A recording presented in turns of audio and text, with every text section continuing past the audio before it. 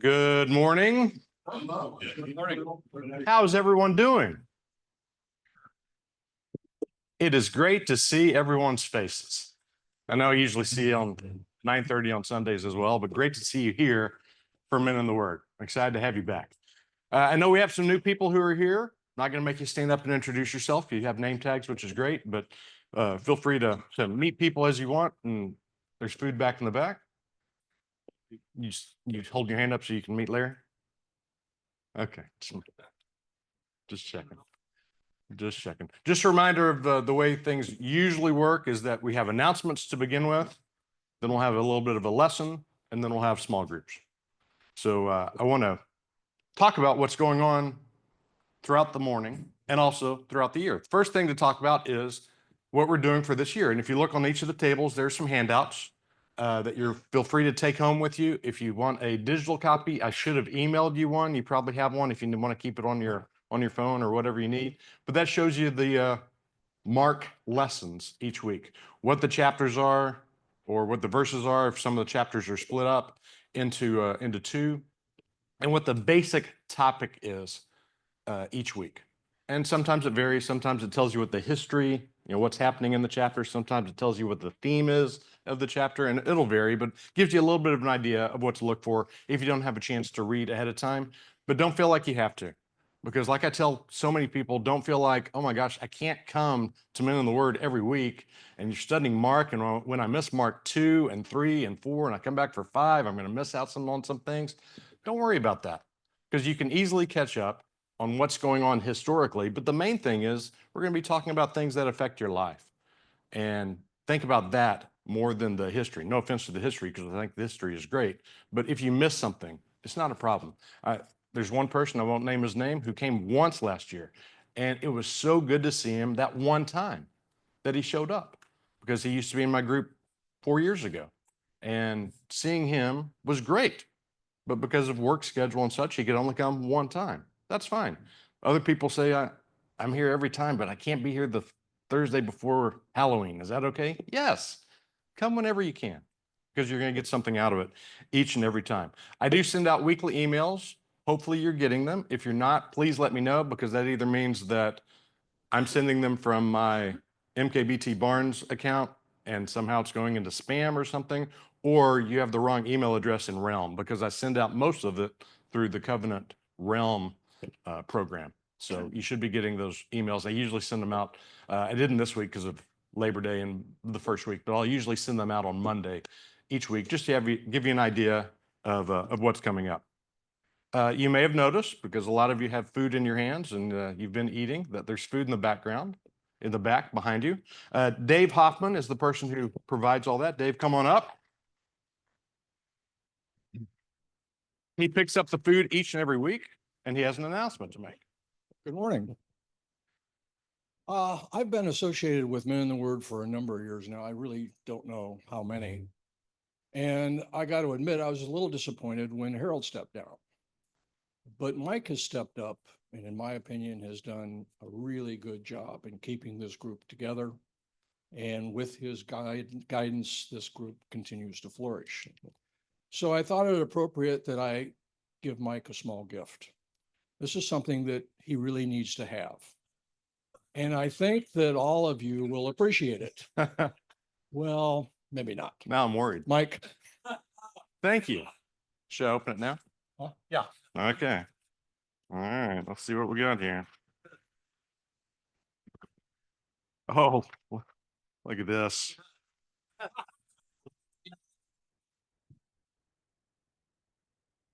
And yes, like all my jerseys, it says Barnes on the back. Thank you. Thank you. I don't care what the jersey is, I am grateful. I don't care what happened last weekend, I am grateful. And I thank you. Thank you very much.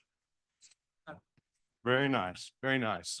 Here, sorry. I'm going to take just a second and turn that microphone off so we don't have any feedback issues, and set the jersey back here.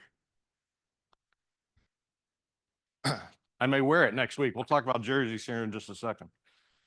All right, that microphone is off.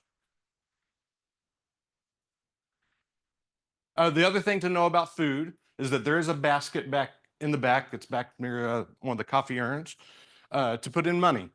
And it's a donation to help pay for the food because Dave doesn't buy it out of the goodness of his heart. He gets reimbursed.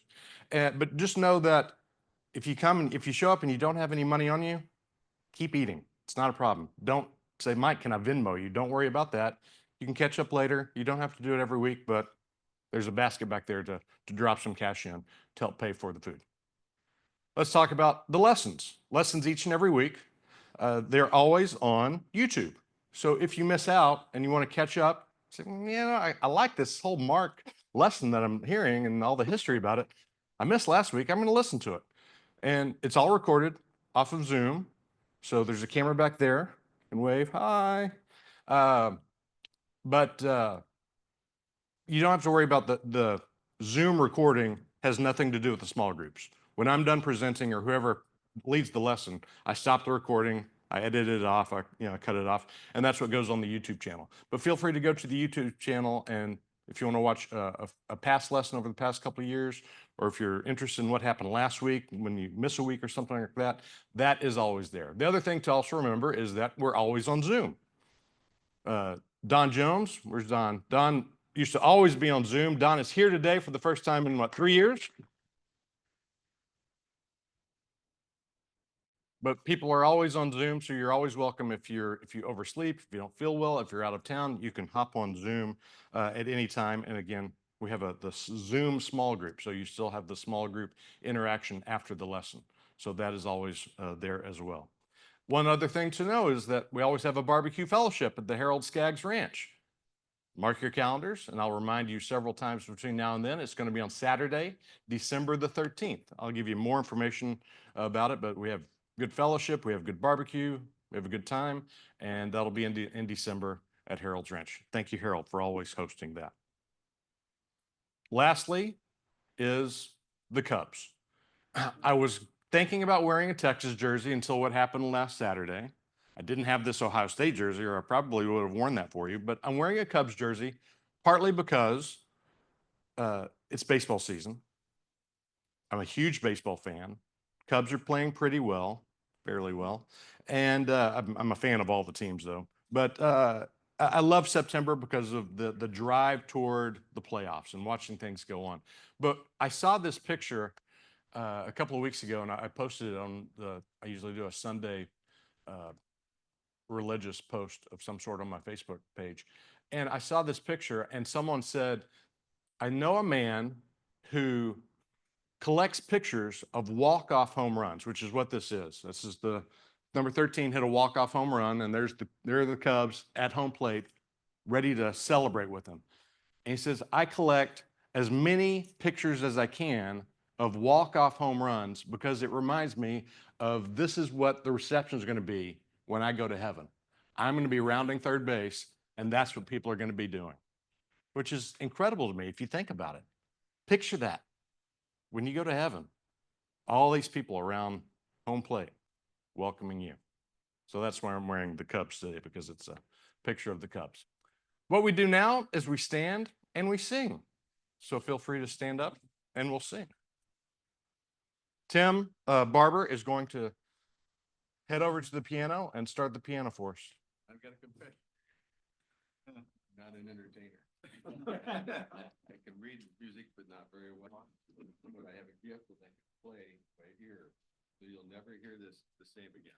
Because every time I play, He says it's different each and every week because he's just playing by ear, but he's done it before and he plays very well.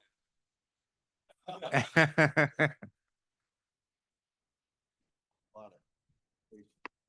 I won't give that speech again. We're grateful for you. Yes. Thank you very much for playing for us.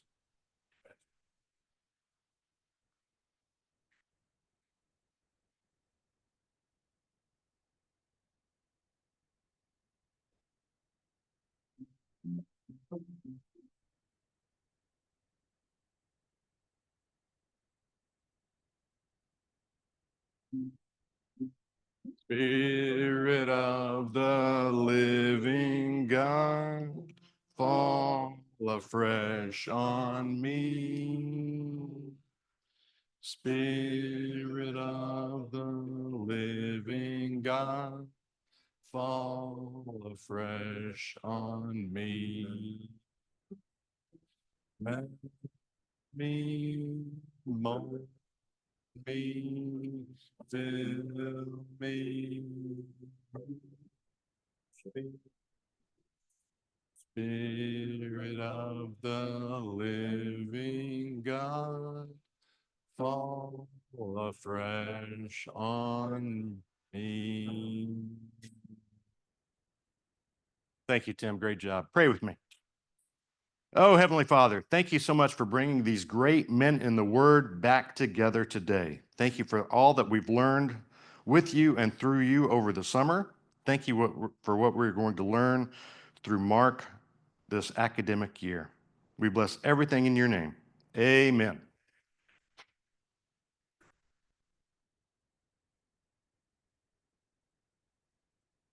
All right, as you can tell from the schedule that you may have glanced at on the table, we're going to start next week with Mark 1 and follow through. Mark 16 is basically Easter week in April, so it works out fairly well for the schedule wise. But I wanted to give you a little bit of a, I guess call it a preview right now about Mark, because a lot of us may have read Mark, we may have studied Mark.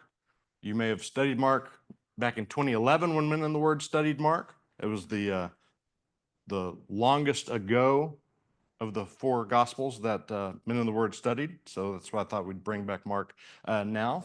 But it's going to be a little bit different this year, because not only are you studying history, but we're going to learn different things about each other and about the topics. We'll talk about that in just a second. But first of all, let's just talk about Mark. His name is actually John Mark. Who knew? From Acts 12:12, when this had dawned on him, talking about Peter, he went to the house of Mary, the mother of John, also called Mark. Why didn't they just say went to the house of Mark? But, well, okay, whatever. I guess it would be confusing if there were too many Johns. Anyway, he is the son of Mary. There are lots of Marys in the Bible. This is John Mark's Mary. He's the cousin of Barnabas. We find out this in Colossians 4:10. And he's also a friend of Paul. He traveled with Paul. But we learn in Acts and in Colossians how Paul didn't think that Mark was trustworthy. They went on a missionary journey.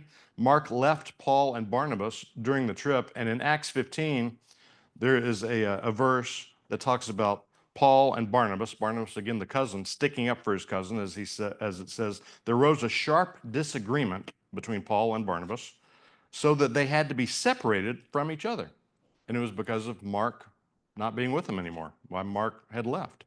Anyway, this is the earliest written of the four Gospels. It was written anonymously at first and not attributed to Mark until the 2nd century. And some say that Mark wrote what Peter told him. So it could be the book of Peter instead of the book of Mark. But that's just what some people think. But that gives you a little bit of background about what we're going to encounter over the next many weeks and many months as we start studying Mark. Again, next week is Mark 1. And as I mentioned, you may have studied Mark, you may have read Mark, but every time you read it, there's going to be a little bit of an extra meaning. There's something different. I want you to look again at I'll call them the topics for each week. And again, some are historical. The 12, Jesus forgives and heals, the plot. A few of them are just maybe more historical, but a lot of them, look at the topics and think about the topics. Follow me. That's what our topic is next week. Staying silent. Don't be afraid. When do you keep trying? Another miracle. Leadership. Leadership applies to each and every one of us. Humility applies to each and every one of us. Asking for in prayer, rejection, staying the course. Will you run away? Do you tell the truth? So many things that each time you hear the lesson that has to do with one of these topics, it's going to affect you differently because of what's gone on with you in your life. Next week, when we talk about follow me, what you hear next Thursday is going to be different than if you had heard it 3 months ago because of changes in your life. When it says, don't be afraid, if I talk about that today, How's that going to affect you? Well, next week, if your mom has just gone on hospice because of Alzheimer's, which mine has, it affects you differently because you're hearing it in a different way. When do you keep trying? When you're trying to get a job, when you're trying to chase someone, so to speak. You know, I left sportscasting 6.5 years ago and have a new full-time job that I started in May. Things are different for me, where if I'd heard this, when do you keep trying 3 months ago, 4 months ago, it's different than hearing it today. Believe. Just being a believer. I'm believing right now. My daughter is in Europe right now. She's able to go on a work sabbatical, so to speak, and work from home, and she's making her home Europe for a month. Now, when you have a 25-year-old daughter who is by herself, she took a week's vacation in Spain, and now she's spending a month working in London, again, by herself. You have to be a big believer to know that she's going to be okay. So that affects me more now today than if you had that lesson 4 months ago or 4 years ago or something like that. It changes each and every week what's going through our lives. So it's something to think about and to know and to realize that just because I've read Mark 5 so many times, I kind of get tired of it. I think I'm going to skip this week. You're welcome to skip. Again, no one takes attendance here. You can come at any time that you want. But every time you came, if we did Mark 1 about follow me each and every week, which we're not, don't be afraid. If we did Mark 1 each and every week for the next, 16, 17, 18 weeks, you would hear it differently probably every time because of different things going on in your life. But the biggest thing I want you to know is that not only are you hearing different things, but you're going to be able to say different things because of what you hear, because of what we talk about in Men in the Word. And yes, anything that you say here stays here, but things that you learn here, you can share with others and you can touch so many lives. I'm not saying you have to stand on a corner and be an evangelist by doing that, but think about the lives that you can touch. Sorry. Hey, I lost it.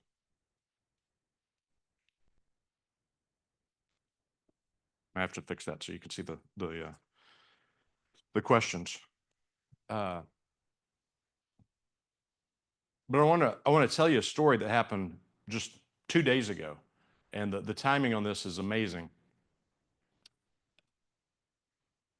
My wife and I have a group that we started a little over 4 years ago called Parenting Aging Parents, because we're both in our 50s. We have parents in their 80s who are not doing very well. My mom, as I mentioned, has Alzheimer's, and she's now in hospice, but hospice with Alzheimer's is different than hospice with other diseases, so it's not like anything is imminent, but it's not fun. Kim's mom has dementia, and she also broke her femur last March, and things aren't going so well for her. Anyway, we started this 4 years ago, Facebook group, just to see what would happen. And we're about to hit 30,000 people in the Facebook group. 30,000 people from around the country, and actually around the world. There's a few from other countries. And it's amazing seeing how they're able to get help, because they'll get on there, and it's kind of like here, where what is said there stays there. So when you get on and you say, yeah, mom has incontinence, I don't know what to do, this and this and this, and I need to use Depends or something, what do I do, this and this. No one's embarrassed about anything. You can talk about anything because of the problems going on with your parents. And it's fun to see so many people get so much help because they're able to vent about anything at all, whether it's the fact that mom's doing this and messing up the house, and now my house isn't clean because she's living with me, or dad is doing this and he won't give up the car keys, and he has to have his ID, and whatever it is that's going on in their family, you're able to vent about anything. But 2 days ago, someone posted this. She said, how do you know when you've reached beyond your limit while the people you love are still here? My world has broken, my universe collapsed. I'm being swallowed by darkness with no light in sight. By leaving this life, I hope to find peace and light. By leaving this life, I hope to find peace and light. She'd had enough. And she posted it in our Facebook group. Well, of course, people see it. It's Facebook. So it's not like everyone's watching going, what's next? What's next? What's next? But people see it and people start commenting about it. And of course, a lot of people are saying stuff like, find help. We're here for you. Whatever you need. One person wrote this. This is all she wrote in the comment. You reached out here. Let this be your first lifeline. Hold on to the hope and light others are sharing. Use it to power your next step. Just one step at a time. Let this group be your lighthouse. You are important. You are valued. We see you. You are not alone. This is a stranger talking to another stranger. A comment about one post. They have no history. That's all that happened. A couple hours later, the first person who posted that about by leaving this life, I hope to find peace and light. She did that anonymously, by the way, because some groups you can post anonymously without having your name. She came back and she posted with her name so people could see who she was. And she said, I posted earlier after hitting an all-time low in this journey. I did not expect the response I got, and I wasn't sure I'd be here to even read a response. All the support, kind words, and prayer provided me the strength to get help. Your words, talking about the person who commented that I just read, your words changed my entire perspective. I was seen, I was heard, I was cared about. Someone heard my screams without ever knowing or speaking to me. You did not just help save a life today, you changed a life. You gave me the relief I've needed for 54 years. I will never forget your words. I am safe. I am getting help. Thank you all for your kindness for a stranger in need. That's because one person reached out to one person that they don't even know with just 7 sentences, with some kind words and some encouragement. And she changed a life and she saved a life. Now think about what you can do with what you learn every week in Men in the Word as we talk about all the different topics that are mentioned on that sheet. And as you encounter them yourselves, as people in your family, whether it's your wife, your kids, your grandkids, your coworkers, encounter these same things. And you're going to learn so much by talking about them in these small groups that, yes, it's going to help you, I hope, each and every week, but you're going to learn something that's going to help others. And hopefully you're going to be able to pass this on and find somebody to help, because it's amazing the lives we can change with the words that we say. The lives that we can change with the words that we say. I don't know how fast it will be for me to try and get PowerPoint back up, but the questions were simply, what have you been doing this summer? How has God touched your life? And what are you looking for? What have you been looking for this summer that maybe you've been missing? So I'll call them back up so you can see them. I'll put them up there, but that gives you something to talk about. As well as other things, because I know a lot has happened in your life over the last 5 months since we last met. So I appreciate you all being here, and get ready for Mark 1 next week. Thank you.